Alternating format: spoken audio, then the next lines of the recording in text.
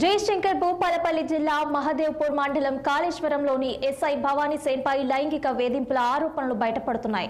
Police స్టేషన్లో విధులు నిర్వహిస్తున్న ఓ మహిళా కానిస్టేబుల్ పై వరుస అత్యాచారాలకు పాల్పడ్డాడు.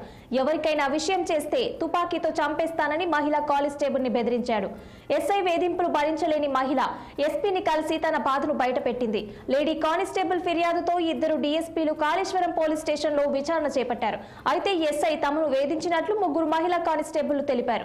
దీంతో ఎస్ఐ భవానీ సేనను కస్టడీలోకి తీసుకుని దర్యాప్తు చేపట్టారు.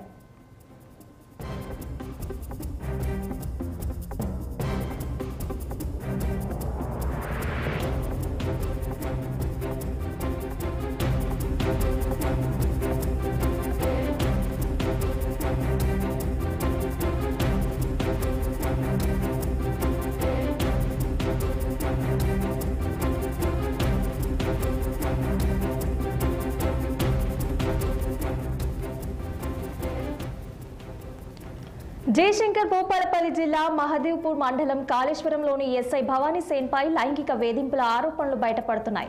పోలీస్ స్టేషన్లో విధులు నిర్వహిస్తున్న ఓ మహిళా కానిస్టేబుల్ పై వరుస అత్యాచారాలకు పాల్పడ్డాడు. ఎవరికైనా విషయం చేస్తే తుపాకీతో చంపేస్తానని మహిళా కానిస్టేబుల్ ని బెదిరించాడు. ఎస్ఐ బెదిరింపులు భరించలేని మహిళ ఎస్పీని కలిసి తన బాధను బయటపెట్టింది. లేడీ కానిస్టేబుల్ ఫిర్యాదుతో ఇద్దరు డీఎస్పీలు కాళేశ్వరం పోలీస్ స్టేషన్లో విచారణ చేపట్టారు. అయితే ఎస్ఐ తమను వేధించినట్లు ముగ్గురు మహిళా కానిస్టేబుల్ తెలిపారు. దీంతో ఎస్ఐ భవానీ సేన్ ను కస్టడీలోకి తీసుకుని దర్యాప్తు చేపట్టారు.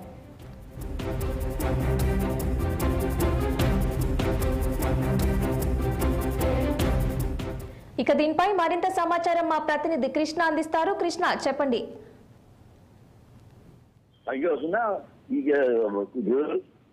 వివరాల్లోకి వెళ్ళినట్టయితే ఎవరైతే ఈ ఆరోపణలు ఎదుర్కొంటున్న ఎస్ఐ భవానీ సేన ఉన్నాడో అతను గతంలో కూడా కరీంనగర్ జిల్లాలో మాదేపూర్ పరిసర ప్రాంతాల్లో పనిచేసినప్పుడు కూడా ఆ మహిళల పట్ల దురుసుగా ప్రవర్తించిందని చెప్పేసి మిగతా కానిస్టేబుల్ ఆరోపిస్తున్నారు. ఇక చూసినట్టయితే తను గత కొన్ని నెలలుగా ఈ మహిళా కానిస్టేబుల్ పై వేధింపులే కాకుండా ఆమెను రివాల్వర్స్ నుంచి లొంగ తీసుకొని పలుమార్లు అత్యాచారం చేశాడని చెప్పేసి అతని మీద ఎస్పీకి తన గోడు వెలువరించడం జరిగింది. చూసినట్టయితే నిన్న రాత్రి దాదాపుగా 12 గంటల రాత్రి ఇద్దరు సిఐలు అతన్ని మొత్తం విచారించిన తర్వాత ముగ్గురు మహిళా కానిస్టేబుల్ నుంచి వివరాలు తీసుకున్న తర్వాత అతన్ని సస్పెండ్ చేసి అతని రివాల్వర్ హ్యాండ్ ఓవర్ చేసుకున్నారు.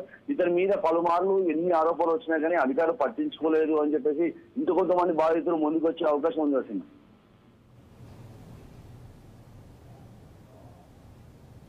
Okay, thank you Krishna.